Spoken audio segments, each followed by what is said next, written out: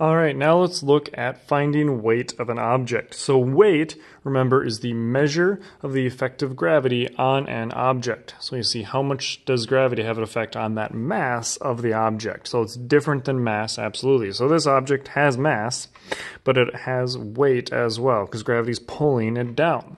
And so that's why we use a tool called a spring scale. Okay, and so this is our green spring scale. So we have a total amount of 5 here, and our unit is going to be this capital letter N, which stands for newtons. All right, make sure when we use this tool, we got to be real careful we don't accidentally use the other side, which is grams. Grams is a measure of mass. All right, so we really need to make sure we use the correct side.